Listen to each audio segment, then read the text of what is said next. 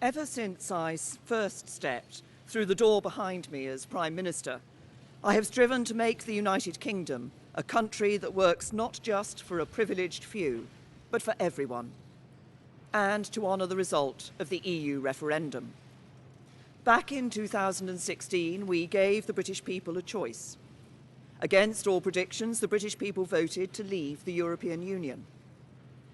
I feel as certain today as I did 3 years ago that in a democracy, if you give people a choice, you have a duty to implement what they decide. I have done my best to do that.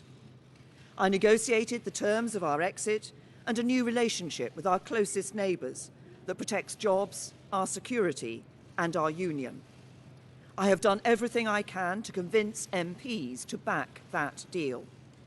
Sadly, I have not been able to do so. I tried 3 times.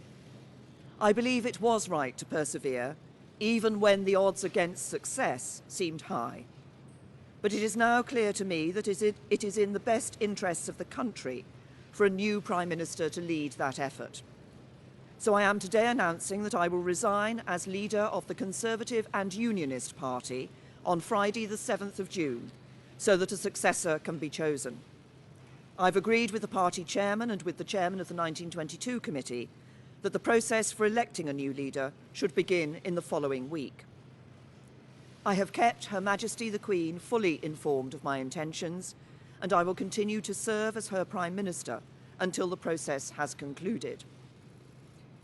It is, and will always remain, a matter of deep regret to me that I have not been able to deliver Brexit. It will be for my successor to seek a way forward that honours the result of the referendum. To succeed, he or she will have to find consensus in Parliament where I have not. Such a consensus can only be reached if those on all sides of the debate are willing to compromise. For many years, the great humanitarian Sir Nicholas Winton, who saved the lives of hundreds of children by arranging their evacuation from Nazi-occupied Czechoslovakia through the Kindertransport, was my constituent in Maidenhead.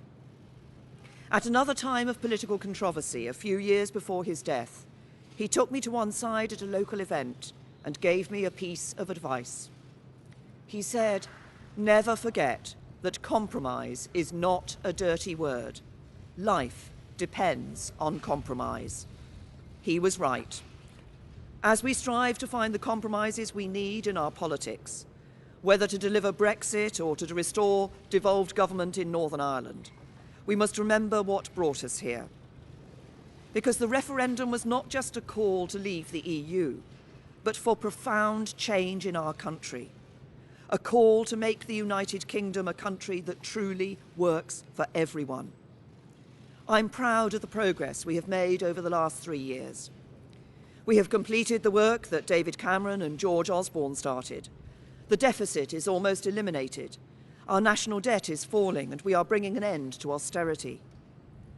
My focus has been on ensuring that the good jobs of the future will be created in communities across the whole country, not just in London and the South East, through our modern industrial strategy. We have helped more people than ever enjoy the security of a job. We are building more homes and helping first-time buyers onto the housing ladder, so young people can enjoy the opportunities their parents did. And we are protecting the environment, eliminating plastic waste, tackling climate change, and improving air quality. This is what a decent, moderate, and patriotic Conservative government, on the common ground of British politics, can achieve, even as we tackle the biggest peacetime challenge any government has faced. I know that the Conservative Party can renew itself in the years ahead, that we can deliver Brexit and serve the British people with policies inspired by our values. Security, freedom, and opportunity. Those values have guided me throughout my career. But the unique privilege of this office is to use this platform to give a voice to the voiceless, to fight the burning injustices that still scar our society. That is why I put proper funding for mental health at the heart of our NHS long-term plan. It's why I'm ending the postcode lottery for survivors of domestic abuse. It is why the race disparity audit and gender pay reporting are shining a light on inequality so it has nowhere to hide. And it is why I set up the independent public inquiry into the tragedy at Grenfell Tower, to search for the truth, so nothing like it can ever happen again, and so the people who lost their lives that night are never forgotten. Because this country is a union, not just a family of 4 nations, but a union of people, all of us. Whatever our background, the colour of our skin, or who we love, we stand together, and together we have a great future. Our politics may be under strain, but there is so much that is good about this country, so much to be proud of, so much to be optimistic about. I will shortly leave the job that it has been the honour of my life to hold. The second female Prime Minister, but certainly not the last. I do so with no ill will, but with enormous and enduring gratitude to have had the opportunity to serve the country I love.